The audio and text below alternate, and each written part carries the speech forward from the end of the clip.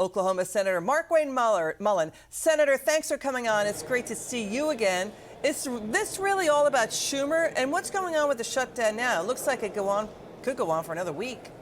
Well, Liz, thanks for having me on your show again. And once again, we're still in the Schumer shutdown. The Democrats could open this thing up in 5 minutes. There's plenty of Democrats that actually want to vote for this, but you have Schumer, who's a career politician. I bring this up all the time. He was in the House of Representatives in '96, and he wasn't a new senator or representative then. And I was still in high school, and that was 3 decades ago. You have a guy now that's afraid of his own election because he's afraid of AOC. What's interesting, though, Liz, is he's not even up for re-election until 2028. But since the polling came out in March, after he voted for this same CR right now that we're voting on, which is a clean CR, meaning there's nothing new in it that we changed. It's the exact same language that he voted for in March. He also voted for it in January. He also voted for December. The difference is the data show that AOC would beat him by 20 points. So where we're at today is we're stuck. And here's what we think is happening.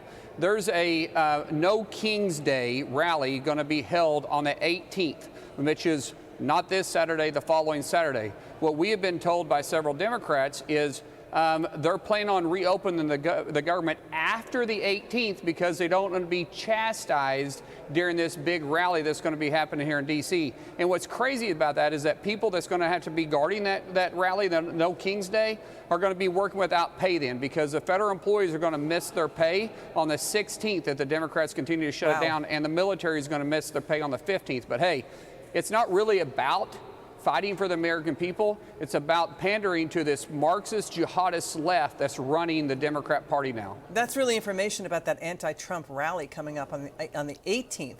Because, we got Axios reporting that federal workers now on furlough won't be guaranteed back pay during their forced time off during the shutdown. So will that escalate pressure on Senate Democrats to end the shutdown? I mean, they need like 8 Democrats to come over to stop it. I mean, we're talking about 600,000 federal workers. Go ahead.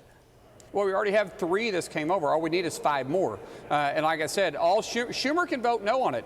This Schumer shutdown's all about him. That's why the Democrats are calling it even the Schumer shutdown now, because Schumer can vote no. Just release the other ones that actually may want to do what's right. Maybe not. Maybe they don't want to hold the military hostage. Maybe they don't want to hold the federal workers hostage. There is some reasonable Democrats that could vote for this, but their leader, because they elected a guy that's a career politician, won't allow them to go because he's afraid of, and I'm going to repeat this phrase again because I mean it, the Democrat Party has been taken over by this Marxist and jihadist moving group that all of a sudden is telling Chuck Schumer and the rest of the Democrats how to run their party, and that's why their popularity has dropped, and the population of the Democrat Party has also dropped because of the movement that they're stuck in, and they can't get away from themselves, and they got poor leadership that's leading them down this disastrous trail.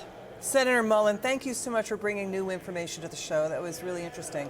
We appreciate you for being with us. Good to see you.